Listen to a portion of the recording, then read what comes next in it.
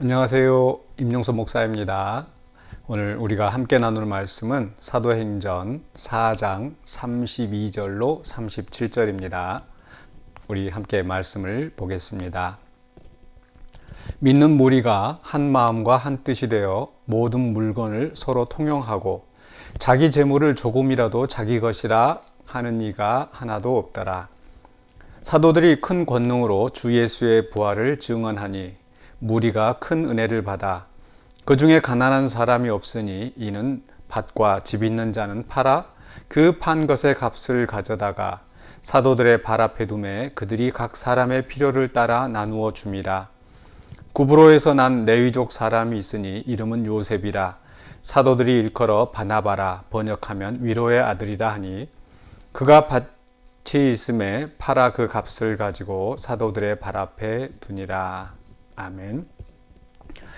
네, 믿는 무리가 함께 또 물건을 통용하고 또 자기 재물을 나눠서 가난한 자에게 나누어주고 하는 이런 모습들이 이미 사도행전 2장 44절, 45절에서 이미 설명이 되어 있었습니다. 초대교회가 세워지고 또 그들이 성령을 받아서 이제 변화된 그런 모습들이 공동체 안에 나타났었죠. 근데 2장에서 나타났던 말씀이 2장에서 소개됐던 말씀이 바로 다시 4장에서 나오고 있는데 사실 이 말씀은 5장 1절에서 11절 이제 다음에 나오는 이 말씀 아나니와 삽비라 사건의 하나의 배경이 되고 있는 배경을 설명해 주기 위해서 다시 한번 언급하고 있다고 볼 수 있겠습니다. 즉 5장에서 나타난 이 사도 초대교회의 그 문제점들에 앞서 그 당시 얼마나 이렇게 아름답고 이상적인 공동체였었던가라는 것을 보여주고 있죠. 그래서 오늘 이 말씀 속에서 정말 이상적인 교회 모습, 물론 우리가 속한 또 공동체, 우리의 교회가 이런 이상적이지는 않지만 마찬가지로 초대교회도 역시 이렇게 이상적인 것만 있었던 것은 아니었었죠. 하지만은 적어도 이런 교회가 우리 이상적인 교회이고 또 우리가 추구해야 될 교회의 모습이 아닐까 해서 우리가 이 속에서 정말 이상적인 교회 모습을 생각해 보는 것도 의미가 있겠습니다. 첫 번째로는요, 32절에서 믿는 무리가 한 마음과 한 뜻이 되어 모든 물건을 서로 통용하고 이렇게 시작하고 있습니다. 네, 한 마음이 되었다라는 거 중요하죠. 바로 앞에서도 사도들과 또 성도들이 핍박 가운데서 한 마음으로 기도하였다. 24절에 보시면 그들이 듣고 한 마음으로 그들이 당하였던 그런 문제가 있었을 때 또 그 문제에 대한 상황을 듣고 나서 그들이 서로 의견이 분분해서 이렇게 저렇게 갈라지는 것이 아니라 한 마음으로 기도하였습니다. 그리고 기도하였을 때 성령이 그들 가운데 더 강하게 임재하였던 그런 사건이 바로 앞에 있었죠. 그런데 이제 한 마음으로 기도할 뿐만 아니라 그 한 마음이 이제 일상적인 삶 속에까지 나타났다는 겁니다. 그래서 예배할 때만, 기도할 때만 한 마음으로 하고 그리고 삶 속에 돌아와서는 또 각각 또 제각기 또 자기 욕심을 부리면서 서로 갈등하고 분쟁하는 것이 아니라 한 마음과 한 뜻으로 그들의 물건을 통용하고 또 함께 생활하고 하는 이런 모습이 나타났다는 거죠.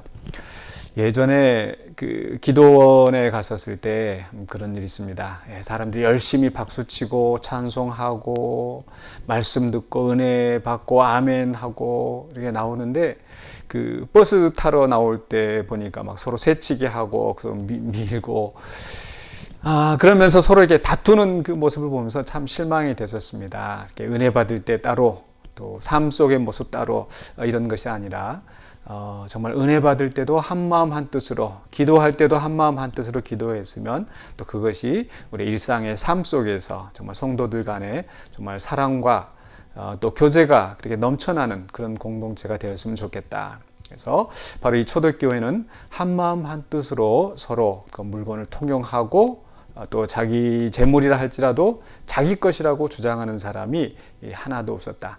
물론 지금 이제 현대 사회는 과거의 이런 모습과는 다릅니다. 그렇기 때문에 우리가 지금 재물을 팔아서 다 통용하고 이런 건 아니겠죠. 그러나 적어도 내 권리, 내 주장을 하기에 앞서 공동체를 생각하고 다른 사람을 배려하는 것, 이것이 바로 한마음 한뜻으로 살아가는 그런 성도의 모습이 아닐까 생각합니다.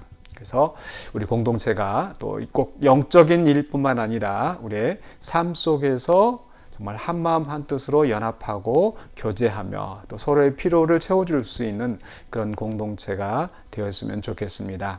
두 번째로는요, 또 33절에서 사도들이 큰 권능으로 주 예수의 부활을 증언하니 무리가 큰 은혜를 받아 그 중에 가난한 사람이 이렇게 쭉 말씀이 이어집니다. 즉 이들이 한마음 한뜻으로 그렇게 교제할 수 있었던 그 근본적인 동력이 어디서 나오는가? 바로 그들이 말씀을 듣고 은혜를 받았다는 거죠. 즉 그냥 자기들끼리 좋아서 인간적인 관계로 인해서 서로 연합하고 교제하고 이런 모습이 아니라 정말 그들을 하나로 묶는 그 성령의 교통하심 가운데서 그들이 하나가 되었다라는 것. 이것을 위해서 사도들은 큰 권능으로 주 예수의 부활을 증언했다. 바로 주 예수의 부활이라는 것은 바로 복음의 핵심이죠. 그런데 그것을 증거함에 있어서 큰 권능으로, 즉 성령의 역사하심 가운데 성령의 인도하심과 성령의 능력을 따라서 사도들은 말씀을 증거했습니다. 그래서 우리 안에서도 우리 공동체 안에서 정말 말씀을 맡은 자들이 또 지도자들이 큰 권능으로 성령의 역사하심을 따라서 또 이렇게 교회를 이끌어가고 말씀을 선포하고 하는 그런 역사가 우리 가운데 있어야 되겠습니다. 또 이렇게 사도들이 큰 권능으로 말씀을 증거할 때 또 무리는 큰 은혜를 받았다. 아무리 권능으로 말씀을 증거해도 또 받아들이는 자가 거부하고 또 엉뚱하게 말씀을 받아들이면 은혜가 넘칠 수가 없습니다. 그러나 그 큰 무리가 그 가운데서 말씀의 은혜를 받고 그 변화된 말씀으로 또 삶이 변화되어지고 그 말씀을 통해서 삶이 변화되어지고 그렇게 해서 또 공동체 전체가 또 영향을 받아서 이렇게 아름다운 교제가 그들 가운데 있었죠. 그래서 큰 권능으로 말씀을 또 선포하고 가르치는 사역자들, 또 그리고 큰 은혜 가운데서 말씀을 겸손히 받아들이고 또 그 말씀이 30배, 60배, 100배의 결실을 맺어내고 또 그 말씀이 단지 머리로만 듣는 것이 아니라 정말 삶 속의 변화까지 이끌어 나가는 그런 우리 성도들이 되었으면 좋겠습니다. 마지막으로 세 번째로 34절에서 그 중에 가난한 사람이 없으니 이는 밭과 집 있는 자는 팔아 그 판 것의 값을 가져다가 사도들의 발 앞에 두고, 그러면서 이제 36절에서 바나바가 또 그 판 것을 팔아 그 사도들 앞에 두었다. 이 말씀이 이제 그 다음에 5장에서 아나니아와 삽비라로 연결되어지는데 우리가 여기서 주목하고 싶은 부분은 바로 그 중에 가난한 사람이 없다. 그런데 그 가난한 사람이 없다고 하는 그 이유가 무엇인가 보니까 그들이 집과 또 재산을 팔아서 서로 나누었다라는 거죠. 이 말씀 속에서 우리는 오히려 역으로 그들 가운데 가난한 자가 있었다라는 것을 우리가 생각해야 될 것 같아요. 신명기 15장 11절에서 보면은 너희 가운데 가난한 자가 끊어지지 않을 것이다. 이미 이 세상은 그 저주를 받아서 아담과 하와의 범죄로 말미암아 땅이 저주를 받고 가시와 엉겅퀴를 내고, 그래서 이 세상에서 살아가는 동안에 우리는 가난한 자가 끊이지 않습니다. 초대교회 성도들이 성령을 받고 권능을 받고 또 그 박해 속에서 또 신실하게 말씀을 증거하고 이런 정말 가장 아름답고 이상적인 그런 성도의 삶을 살았지만 그러나 분명히 여전히 그들 가운데는 가난이 또 그들의 문제로 나타나는 거죠. 어떤 사람들은 우리가 성령 받고 권능 받고 또 잘 믿고 하나님 잘 섬기면 복 받고, 물론 그런 경우도 있겠죠. 말씀 속에서 분명히 또한 그런 약속도 있기 때문에, 그러나 우리가 성령 받고 은혜 받고 정말 말씀대로 순종하고 산다고 해서 무조건 자동적으로 모두 다 잘 살게 되는 것은 아니라는 거죠. 여전히 우리는 우리의 삶 속에서 또 문제를 가지고 살아가야 되는 그런 현실 속에 있습니다. 그러나 그런 그 가난한 사람이 있지만은 그러나 그들이 서로 힘이 있는 자들이 또 재산이 있는 자들이 또 자기의 것을 팔아서 함께 통용하고 나눌 때에 그들의 가난의 문제가 극복될 수 있었다라는 겁니다. 오늘 이것이 중요하죠. 이제 가난이 없어지고 모든 것이 풍족해지고 다 잘 살고 이렇게 되지 않고 우리가 정말 아름다운 공동체의 모습으로 살아가고 그 안에서 정말 성도들이 정말 신실하게 기도하고 찬송하고 성령 충만하고 전도하고 이렇게 살아도 우리 안에 여전히 현실적인 문제는 남아있을 수 있습니다. 질병이 있을 수 있습니다. 문제가 생길 수 있어요. 가정에 또 문제가 생길 수가 있고 경제적으로 문제가 생길 수도 있고 또 사업하는 중에 어려움이 닥칠 수가 있고 그럴 때 우리가 서로 돕고 또 서로 기도하고 위로하면서 그런 아픔들을 어려움들을 극복해 나가는 것 이것이 아름다운 공동체의 모습입니다. 문제가 없어서 완벽한 공동체가 되는 것이 아니라 문제가 있지만은 그 안에서 함께 어우러져서 그것을 해결해 나가는 거죠. 이것이 정말 아름다운 교회의 모습이 아닐까. 그래서 오늘 우리가 이 말씀을 생각하면서 또 우리가 속해 있는 우리 공동체, 또 우리 교회가 이런 교회가 되기를 함께 기도하며 또 우리가 함께 노력해 나가면 좋겠습니다. 한 마음 한 뜻으로 연합하는 교회. 분명히 서로 색깔이 다르고 생각이 다르고 배경이 다르고 관점이 다르고 그렇기 때문에 하나가 되기가 참 어렵습니다.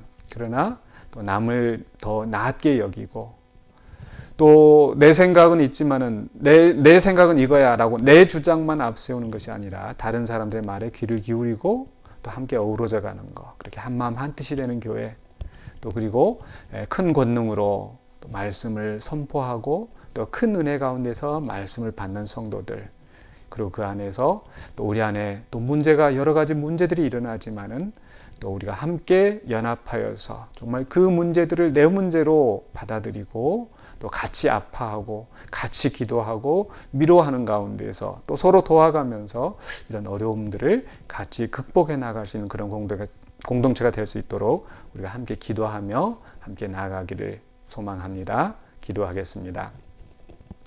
사랑의 주 하나님 감사합니다. 우리를 구원하여 주시고 또 우리를 한 공동체 안에서 형제자매로 믿음의 공동생활을 할 수 있게 해주심을 감사합니다. 우리가 아픔과 또 분쟁과 또 여러 가지 문제들 속에서 우리의 마음이 낙심하여질지라도 정말 성경을 통해서 우리에게 보여주신 그런 이상적인 교회 공동체의 모습을 우리가 닮아가기를 원합니다.